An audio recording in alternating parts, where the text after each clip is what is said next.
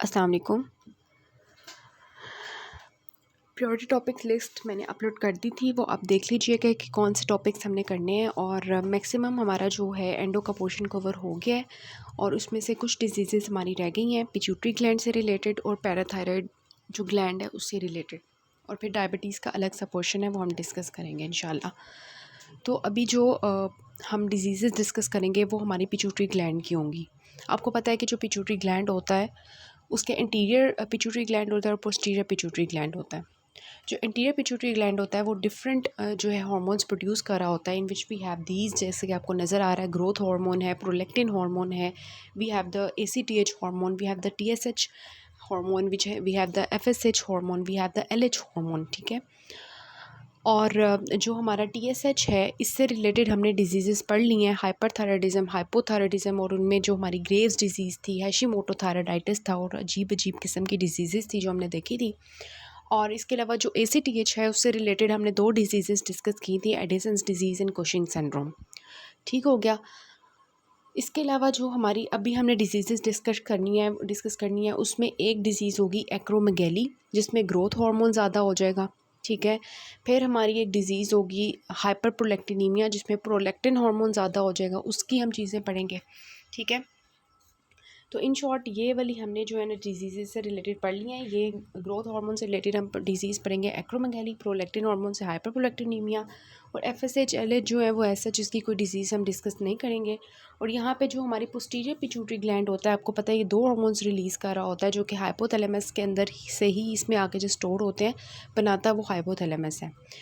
वो कौन से 2 हार्मोन्स हैं? एक ADH हार्मोन है, एंटी डायरेटिक हार्मोन, जिसको हम वेसोप्रेसिन भी कहते हैं, और दूसरा हमारा होता है ऑक्सीटोसिन। ठीक है। तो इसमें जो ऑक्सीटोसिन वाली रिलेटेड डिजीज़ है वो हमारी इतनी इंपॉर्टेंट नहीं है। ADH से रिलेटेड हमारी 2 डिजीज़ेस हम डिस्कस करेंगे। एक होगी हमारी SIADH, syndrome of inappropriate ADH secretion, और दूसरी हमारी होगी डायबिटीज़ इंसिपिटस, जो कि ADH सेक्रीशन से रिलेटेड डिजीज़ होगी। ठीक हो गया। तो ये जनरल से मैंने बता दिया कि अभी हमने कौन कौन सी डिजीज़ डिस्कस करनी है। एक्रोमेगैली हमने करनी है, हाइपरप्रोलेक्टिनीमिया जिसको हम गैलेक्टोरिया भी कहते हैं वो भी हम करेंगे, और इसके अलावा हमारी जो डिजीज़ होंगी 2 SIADH और डायबिटीज़ इंसिपिटस। ठीक है। तो सबसे पहले हमने जो डिस्कस करनी है वो होगी हमारी कौन सी डिज़ीज़, जो है प्रोलेक्टिन हार्मोन से रिलेटेड हाइपर प्रोलेक्टोनीमिया, कि आपकी स्टेप अप पे जो डिजीज वहाँ से ही हम करेंगे हाइपरप्रोलेक्टोनीमिया, जिसको हम गैलेक्टोरिया भी कहते हैं। ठीक हो गया। तो सबसे पहले हम ये करते हैं। यहाँ से हम डिस्कस करना शुरू करते हैं। हाइपर प्रोलेक्टोनीमिया क्या होगा, जिसमें प्रोलेक्टिन का लेवल जो है ब्लड में ज़्यादा हो जाएगा। कहाँ से ज़्यादा होगा? प्रोलेक्टिन हार्मोन कहाँ से आएगा? एंटीरियर पिट्यूटरी से। एंटीरियर पिट्यूटरी ग्लैंड जो होता है ये प्रोलेक्टिन हार्मोन रिलीज़ कर रहा होता है, और ये याद रखना है कि प्रोलेक्टिन हार्मोन जो है वो इनहिबिट होता है बाय डोपामीन। बॉडी के अंदर डोपामीन होगा तो प्रोलेक्टिन जो है वो इनहिबिट रहेगा। अगर डोपामीन ख़त्म हो जाएगा बॉडी में किसी भी वजह से, प्रोलेक्टिन एक्सेस हो जाएगा। ठीक है। So these are opposite, dopamine inhibits the prolactin. फिर जो हमारा प्रोलेक्टिन होता है इसके क्या क्या फंक्शंस होते हैं बॉडी में, सबसे पहले हमें ये पता होने चाहिए। तो ये क्या करता है? लैक्टेशन को इनिशिएट करता है, उसको मेंटेन करता है, ये ग्रोथ ऑफ ब्रेस्ट करवा रहा होता है। और जो है और इसके क्या फंक्शंस होते हैं, ये देखिए यहाँ पे भी दिखाया हुआ है कि इंटीरियर पिट्यूटरी में से, जिसको हम एडिनो हाइपोफिसिस कहते हैं, स्क्रीट करता है प्रोलेक्टिन, और वो आगे से टारगेट टिश्यू पे जाके ब्रेस्ट पे जाके लैक्टेशन करवा रहा होता है। ठीक है। तो ये हमारा जो है हाइपोथैलेमस है, ये डोपामीन जो होता है ये इनहिबिट कर रहा होता है इंटीरियर पिट्यूटरी को कि वो प्रोलेक्टिन हार्मोन ना रिलीज़ करे। और दूसरा वेरी मच इंपॉर्टेंट कि थायराइड रिलीजिंग हार्मोन जो होता है ये पॉजिटिव इफेक्ट करता है, कि ये प्रोलेक्टिन को ज़्यादा करता है। डोपामीन प्रोलेक्टिन को कम कर रहा होता है, और जो TRH होता है ये प्रोलेक्टिन को ज़्यादा कर रहा होता है। ठीक है। तो इसी से हमें एक बात क्लियर होगी कि जिन लोगों के अंदर हाइपोथायराइडिज्म होगा उनका, आपको पता है, T3 T4 कम होंगे तो नेगेटिव फीडबैक से TRH ज़्यादा हो जाएगा। TRH ज़्यादा होगा तो प्रोलेक्टिन हार्मोन ज़्यादा निकलेगा। इट मीन्स हाइपोथायराइडिज्म के लोग जो होंगे उनके अंदर भी हाइपर प्रोलेक्टिनीमिया के चांसेस होते हैं। तो प्रोलेक्टिन हार्मोन ये जो है under the control of dopamine होता है। इसके फंक्शन से लिखे हुए हैं कि initiation and maintenance of lactation, growth of the breast, ठीक है, and takes part in the synthesis of milk protein casein वगैरह, और ये ऑस्मोलैलिटी को मेंटेन कर रहा होता है। ये metabolism of subcutaneous fat, carbohydrates, calcium and vitamin D को कंट्रोल करता है, फीटल लंग डेवलपमेंट करता है, और ये हमारे जो हैं स्टेरॉइड्स जो होते हैं एड्रीनल कॉर्टेक्स के, टेस्टिस और ओवरीज के, उनको बना रहा होता है। So this shows the picture के डोपामिन इनहिबिट्स द प्रोलैक्टिन। अब हम बुक से देख लेते हैं इसको। हाइपर प्रोलैक्टिनीमिया, सबसे पहले वी विल डिस्कस के इसका दूसरा नाम होता है गैलेक्टोरिया, जिसमें होता क्या है कि गैलेक्टोरिया मींस कि मिल्क सिक्रीशन ज़्यादा हो जाती है। प्रोलैक्टिन ज़्यादा होगा तो मिल्क सिक्रीशन ज़्यादा हो जाएगी, ठीक है। प्रोलैक्टिन ज़्यादा होगा तो दूसरी बात क्या इंपॉर्टेंट है कि प्रोलैक्टिन नेगेटिव फीडबैक देता है एफएसएच और एलएच को। प्रोलैक्टिन बॉडी में ज़्यादा होगा तो एफएसएच एलएच कम होगा। इस वजह से हम कहते हैं कि ब्रेस्ट फीडिंग मदर्स जो होती हैं उनको मेंस्ट्रुएशन नहीं होती, क्योंकि उनकी साइकिल नहीं चल रही होती। प्रोलैक्टिन उनकी बॉडी में ज़्यादा हुआ होता है, वो लैक्टेशन में जो है ब्रेस्ट फीडिंग करवा रही होती हैं, जिसकी वजह से उनका एफएसएच एलएच जो है वो कम हो गया होता है। तो अगर बॉडी में प्रोलैक्टिन हार्मोन ज़्यादा होगा तो एफएसएच एलएच कम होगा, इन लोगों को एमेनोरिया हो जाएगा, ठीक है। सो यहाँ पे इंपॉर्टेंट चीज़ लिखी हुई है कि prolactin inhibits the secretion of GnRH, ठीक है, जो कि क्या करता है, decrease secretion of LH and FSH, और जिसकी वजह से ईस्ट्रोजन और टेस्टोस्टेरोन कम हो जाएगा बॉडी में और प्रॉब्लम्स आएंगी। फीमेल्स को मेंस्ट्रुएशन नहीं हो रही होगी क्योंकि एलएच और एफएसएच नहीं बन रहे। एलएच नहीं बन रहा तो हमारी जो है ओवुलेशन नहीं होगी, एफएसएच नहीं आ रहा तो उसकी वजह से जो है वो फॉलिकुलर डेवलपमेंट नहीं होगी, और इन रिटर्न क्या होगा कि एमेनोरिया हो जाएगा। This is the most important thing. अब हमने कॉजेज़ डिस्कस करने हैं कि हाइपर प्रोलैक्टिनीमिया बॉडी में क्यों क्यों होगा। या तो ये होगा कि हमारा जो प्रोलैक्टिन इनहिबिटिंग फैक्टर है उसकी इनहिबिशन हो जाए, लाइक जो डोपामीन है इट इज़ प्रोलैक्टिन इनहिबिटिंग, ठीक है। तो प्रोलैक्टिन इनहिबिट जो डोपामीन है अगर वो ख़त्म हो जाए बॉडी से, ये भी हो सकता है, या प्रोलैक्टिन इनहिबिटिंग फैक्टर्स जितने भी हैं वो बॉडी से ख़त्म हो जाए तो प्रोलैक्टिन ज़्यादा हो जाएगा। या ये कि stimulation of prolactin releasing factor, कि प्रोलैक्टिन रिलीजिंग फैक्टर बॉडी में ज़्यादा हो जाए या प्रोलैक्टिन की प्रोडक्शन ज़्यादा हो जाए, ठीक है। तो इसके अलावा क्या है, इडियोपैथिक, हमें नहीं पता कि क्यों हो गया। सबसे पहले है inhibition of prolactin inhibiting factors. इसमें से कौन कौन सी चीज़ें आती हैं, मेडिकेशंस, जो लोग मेडिकेशंस, कुछ दवाइयाँ ऐसी होती हैं लाइक साइकेट्रिक मेडिकेशंस होती हैं, H2 ब्लॉकर्स होते हैं, मीटोक्लोप्रोमाइड है, विरापामिल है, ईस्ट्रोजन है। ये जो मेडिकेशंस होती हैं ये हमारी इनहिबिट कर देती हैं प्रोलैक्टिन इनहिबिटिंग फैक्टर को। इसके अलावा जो हमारी होती हैं जो इनहिबिट करती हैं प्रोलैक्टिन इनहिबिटिंग फैक्टर्स को, वो यहाँ पे लिखी हुई हैं कि वी हैव द प्रोलॉन्ग्ड सक्लिंग की वजह से हो जाता है, और इसके अलावा किसी का जो है वो सर्वाइकल जो है स्पाइनल लीजन्स हैं, हर्पिस ज़ोस्टर का इन्फेक्शन है, सीएनएस डिजीज़ है, कोई भी स्ट्रेस वेरी मच इंपॉर्टेंट, कि स्ट्रेस की वजह से मोस्टली जो प्रेग्नेंट फीमेल्स होती हैं उनको स्ट्रेस होता है उनका, उसकी वजह से उनका प्रोलैक्टिन हार्मोन ज़्यादा हो जाता है, उनको गैलेक्टोरिया फेस करना पड़ता है। इसके अलावा we have the pregnancy, renal failure, ठीक है, रीनल फेलियर, किडनी फेल हो जाएगी तो उसकी वजह से भी प्रोलैक्टिन ज़्यादा हो सकता है। इसके अलावा we have the stimulation of prolactin releasing factor, जिसमें हाइपोथायराइडिज्म है। हाइपोथायराइडिज्म की वजह से मैंने आपको बताया कि किस तरह से TRH ज़्यादा होगा और प्रोलैक्टिन ज़्यादा होगा। इडियोपैथिक कॉज हो सकती है, कोई भी सुप्रा सेलुलर मास हो सकता है जिसकी वजह से प्रोलैक्टिन ज़्यादा हो सकता है, या most common cause of hyperprolactinemia is the prolactinomas, कि प्रोलैक्टिन की प्रोडक्शन ही ज़्यादा होना शुरू हो जाएगी बिकॉज ऑफ द ट्यूमर, ठीक है। मोस्ट कॉमन टाइप जो है ऑफ द पिट्यूटरी एडिनोमा। तो ये सारी जो इन्होंने कॉजेज़ कुछ लिखी हुई हैं जिसकी वजह से प्रोलैक्टिन बॉडी में ज़्यादा हो जाएगा। फिर हम बात करते हैं कि क्लिनिकल फ़ीचर्स। तो वुमेन के अंदर और मेन में क्या क्लिनिकल फ़ीचर्स डिफ़र करेंगे। जो वुमेन होती हैं उनमें ज़्यादातर कॉमन होता है प्रोलैक्टिनोमा या हाइपरप्रोलैक्टिनीमिया होना is more common in women, ठीक है। और उनमें जो होगा, जो प्रॉब्लम्स आएंगी वो ईस्ट्रोजन के कम होने की वजह से आएंगी। क्या आएंगी, दो तो हमने वैसे ही डिस्कस कर लिया, गैलेक्टोरिया होगा मींस मिल्क सेक्रीशन स्टार्ट हो जाएगी, और दूसरा उनके अंदर एमेनोरिया होगा because of the inhibition of FSH and LH। तो प्री मीनोपॉजल वुमेन में क्या होगा, मेंस्ट्रुअल इरेगुलरिटीज़ आ रही होंगी, ओलिगोमेनोरिया फेस करना पड़ेगा या एमेनोरिया। इसके अलावा क्योंकि उनके अंदर ईस्ट्रोजन नहीं है तो रिस्क ऑफ ऑस्टियोपोरोसिस भी होगा। और पोस्ट मेनोपॉजल जो होंगी उनके अंदर जो है वो ज़्यादातर हमारे पैरासेलर साइंस एंड सिम्टम्स होंगे, ठीक है। और वो हम डिस्कस करेंगे क्या होते हैं। और मेन जो हैं उनके अंदर क्या प्रॉब्लम आएगी, टेस्टोस्टेरोन कम होने की वजह से प्रॉब्लम आएगी। और टेस्टोस्टेरोन बॉडी में कम होगा तो इनका जो है वो इरेक्टाइल डिसफंक्शन होगा, decrease libido, hypogonadism means testis small हो जाएंगी, इनफर्टिलिटी, इम्पोटेंसी होगी। और जो गायनोकोमेस्टिया और गैलेक्टोरिया वो मेन के अंदर आपको बहुत रेयर मिलता है, बिकॉज उनका जो मिल्क सिक्रीशन का सारा प्रोसेस ग्लैंड्स वगैरह होते हैं वो डेवलप नहीं होते। तो galactorrhoea is very much rare in man, ठीक है। वो ज़्यादातर आपको फीमेल्स में ही मिलते हैं।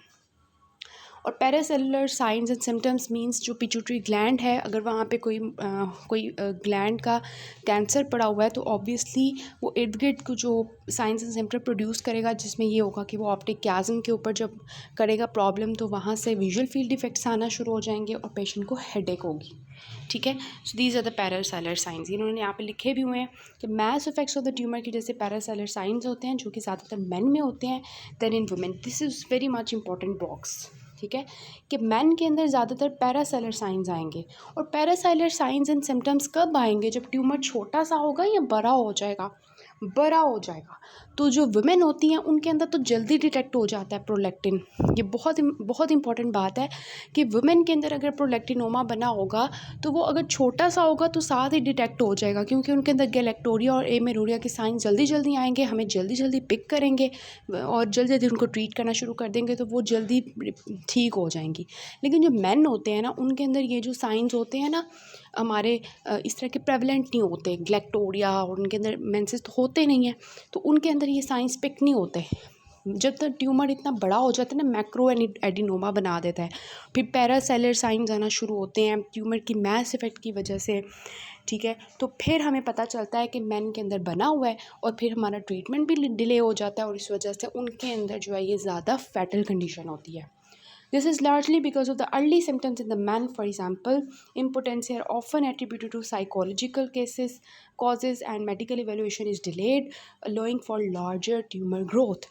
ठीक हो गया, आई होप इस पॉइंट की समझ आई होगी आपको। फिर हम बात करते हैं after this diagnosis and treatment की। तो डायग्नोसिस आपका बहुत ही इजी है, लेकिन इसमें सबसे मोस्ट इम्पॉर्टेंट आपका होता है कि आपने डायग्नोसिस में टेस्ट्स परफॉर्म करने से पहले कुछ चीज़ें एक्सक्लूड करनी होती हैं, ठीक है। कि किसी के अंदर प्रोलैक्टिन हार्मोन ज़्यादा हुआ है और उसके अंदर गैलेक्टोरिया और है, एमेनोरिया और है फीमेल में, तो सबसे पहले आपने एक्सक्लूड करनी है प्रेगनेंसी, कि कहीं पेशेंट फीमेल जो है वो प्रेग्नेंट तो नहीं है, बिकॉज प्रेग्नेंट फीमेल के अंदर गैलेक्टोरिया होना इज़ फिजियोलॉजिकल फिनोमेना, ठीक है, क्योंकि उसके अंदर प्रोलैक्टिन हार्मोन ज़्यादा हो ही जाता है। तो इस वजह से हमने सबसे पहले एक्सक्लूड करनी है कि whether the patient is pregnant और नॉट। दूसरा ये कि वो लैक्टेटिंग फीमेल तो नहीं है जिसकी वजह से उसको गैलेक्टोरिया हो रहा है। तीसरा ये कि उसको हाइपोथायरॉयडिज्म तो नहीं है, ठीक है, हाइपोथायरॉयडिज्म तो नहीं है, उसके हमने टेस्ट वगैरह करवा लेने हैं। और मेडिकेशंस तो नहीं उसने कुछ ऐसे ली जिसकी वजह से उसके अंदर प्रोलैक्टिन का लेवल ज़्यादा हुआ है, लाइक डोपामीन एंटेगनिस्ट उसने लिए हों, ठीक है, या हाइपोथायरॉयडिज्म करवाने वाली मेडिसिन ली हों, ठीक हो गया। तो सबसे पहले आपने एक्सक्लूड करना है प्रेगनेंसी, लैक्टेशन, हाइपोथायरॉयडिज्म और मेडिकेशंस को। उसके बाद आपने फर्दर इवेलुएशन करनी शुरू करनी है, जिसमें वी नो दैट हमने सबसे पहले करना है सीरम प्रोलैक्टिन लेवल। अगर आपको वो 100 नैनोग्राम्स पर लीटर से ज़्यादा मिलेगा मिलीलीटर से, तो इट मीन्स कि ये प्रोबेबल ये पिट्यूटरी एडिनोमा हो सकता है। फिर जो है इसके अलावा आ जाता है we have the CT and MRI to detect the lesions. इसके अलावा we have the basal fasting morning जो है हमने कर लेना है। नॉन प्रेग्नेंट जो वुमेन होती हैं उनके अंदर हमने प्रोलैक्टिन रिलीजिंग लैक्टोजन का लेवल जो है बेसल लेवल और फास्टिंग मॉर्निंग में करवा लेना है, जिससे हमें पता चल जाएगा कि अगर वो ज़्यादा होगा तो फिर हम जो है आगे से MRI वगैरह करवाएंगे। तो सिंपल ये है, सब कुछ एक्सक्लूड करने के बाद आपने जो है प्रोलैक्टिन का लेवल करवा लेना है, PRL का लेवल करवा लेना है, और अगर तो आपको वो ज़्यादा मिलते हैं तो आपने MRI और CT स्कैन की तरफ चला जाना है, ठीक हो गया। उसके बाद आता है ट्रीटमेंट। तो ट्रीटमेंट क्या होना चाहिए, प्रोलैक्टिन हार्मोन ज़्यादा हुआ है बॉडी में, FSH LH कम हुए हैं, तो क्या होना चाहिए ट्रीटमेंट। सबसे पहले तो कॉज को ट्रीट करें। अगर हाइपोथायराइडिज्म है तो उसको ट्रीट करें, अगर स्ट्रेस है तो उसके लिए आप फिजियोलॉजिकल चीज़ें करें। अगर उसको जो है जो भी प्रॉब्लम है उसको आपने ट्रीट करना है। लाइक इसमें हमने डिफरेंट पढ़े हैं, रीनल फेलियर है तो उसको ट्रीट करें। इसके अलावा जो है वी हैव द मेडिकेशंस हैं तो उसको ख़त्म करवाएं। ठीक है, प्रेगनेंसी है तो उसके लिए आपने कुछ नहीं करना, दैट इज़ फिजियोलॉजिकल फिनोमेना और ये सब। ठीक है, तो ट्रीट द अंडरलाइंग कॉज सबसे पहले तो। Stop the medications, treat the hypothyroidism for example. फिर क्या है कि अगर अगर आपको पता चला कॉज से एमआरआई और सीटी स्कैन से कि वो प्रोलैक्टिनोमा था, कोई कैंसर। ठीक है, अगर वो प्रोलैक्टिनोमा था, कोई कैंसर बना हुआ था, प्रोलैक्टिन हार्मोन ज़्यादा रिलीज़ कर रहा था, तो आपने क्या करना है, उसके लिए मेडिकेशंस देना शुरू करनी है। मेडिकेशंस कौन सी हैं? जो कि डोपामीन को जो डोपामीन की एगनिस्ट होंगी, मतलब डोपामीन को ज़्यादा करवाएंगी। ठीक है, दैट इज़ ब्रोमोक्रिप्टिन, जो डोपामीन एगनिस्ट है। इसको आपने देना है 2 ईयर्स के लिए। फिर आता है कि बर्गलिन, ये आपका होता है ज़्यादा अच्छा प्रोमोक्रिप्टिन से, और अगर आप इसको यूज़ करते हो तो 90% केसेस में 10% डिक्रीज़ आ जाता है प्रोलैक्टिन के लेवल में। फिर इसके अलावा जो है, अगर तो आपका मेडिकल ट्रीटमेंट जो है वो उससे नॉन रिस्पॉन्सिव है पेशेंट, फिर भी प्रोलैक्टिन के सिम्टम्स आते जा रहे हैं, या सिग्निफिकेंट कंप्रेसिव न्यूरोलॉजिकल इफेक्ट्स आते जा रहे हैं, पेशेंट की विजुअल फील्ड ख़त्म होती जा रही है। दूसरा ये है कि उसको बहुत ज़्यादा एक्सट्रीम हेडेक है, या माइक्रो एडिनोमास हैं, छोटे से एडिनोमास हैं, तो फिर आप सर्जरी के ऑप्शन की तरफ जाते हो, जिसमें आप जो है वो ट्रांसफिनोइडल सर्जरी कर देते हो। और तीसरा आपके पास ऑप्शन होता है चौथा किस चीज़ का, कि रेडियोथेरेपी आप करते हो फॉर द जो आपकी अगर सर्जरी फेल हो जाती है या मैक्रो एडिनोमास होते हैं। ठीक हो गया। सो अगर हम इसको रिवाइज़ करें ट्रीटमेंट को, सबसे पहले ट्रीट द अंडरलाइंग कॉज, उसके बाद आपने मेडिकल ट्रीटमेंट ब्रोमोक्रिप्टिन के बर्गुलिन देनी है, और फिर आपने जो है वो सर्जरी करनी है, और वो मैंने आपको बताया कि कब करनी है सर्जरी, और रेडियोथेरेपी करनी है। अब हम इसका एक SCQ डिस्कस कर लेते हैं। अ 35 years old women presents with a history of discharge from both nipples. ठीक है, निपल्स उससे डिस्चार्ज हो रहा है, मीन्स उसको गलेक्टोरिया हो रहा है।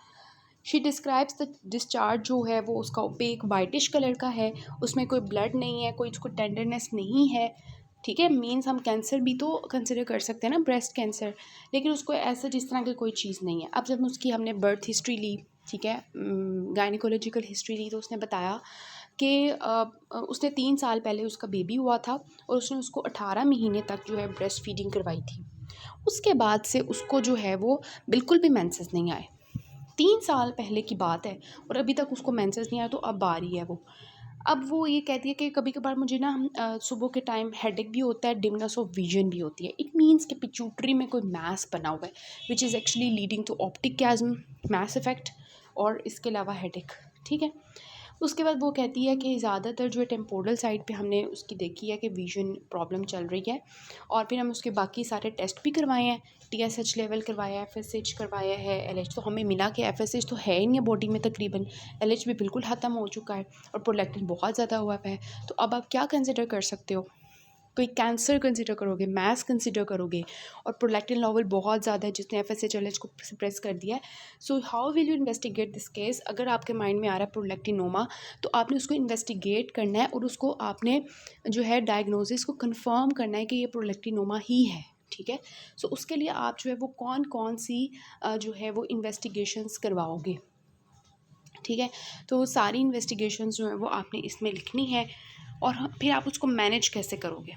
सो मैनेज इन डायग्नोसिस में आप ये लिखोगे, सबसे पहले आपने प्रेगनेंसी, लैक्टेशन, हाइपोथायराइडिज्म और मेडिकेशन को एक्सक्लूड करना है। उसके बाद आपने सीरम प्रोलैक्टिन लेवल्स चेक करवाने हैं। उसके बाद आपने जो है उसका PRL लेवल चेक करवाना है, CT MRI करवाना है। डायग्नोसिस कंफर्म किया आपने, उसके बाद ट्रीट करना शुरू किया। ट्रीट में अंडरलाइन कॉज ट्रीट किया। प्रोलैक्टिनोमा है तो ब्रोमोक्रिप्टिन 2 साल तक दी, कि बर्गुलिन ज़्यादा अच्छी है, फर्स्ट लाइन आप ट्रीट कर सकते हो। और उसके बाद सर्जिकल ऑप्शन आप कब चूज़ करोगे, और रेडियोथेरेपी कब करोगे। So this is actually the treatment के बर्गुलिन और ब्रोमोक्रिप्टिन। नेक्स्ट आप ये देख लें picture, tested for hypothyroidism, symptoms and signs of the hyperprolactinemia, causes of hyperprolactinemia, symptoms of galactorrhoea, और ये therapy for to treat the prolactinomas, इसको रीड कर लें। ये वो बता रहे हैं कि प्रोलैक्टिनिम उसको जो है कैंसर था, प्रोलैक्टिनोमा था। फिर हमने जो है उसकी MRI वगैरह करवा के तो उसको देखा। उसके बाद आपने डोपामीन एगोनिस्ट ट्रीटमेंट दिया, तो वो देखें किस तरह से पहले इतना बड़ा बना हुआ था और फिर वो रिग्रेस कर चुका है, ख़त्म हो चुका है ट्रीटमेंट से। और ये आपने देख लेना है कॉजेज़ ऑफ हाइपर प्रोलैक्टिनेमिया, जो कि आपके डेविडसन का टेबल बना हुआ है। So this is all about it. Next में हम एक्रोमेगली करते हैं।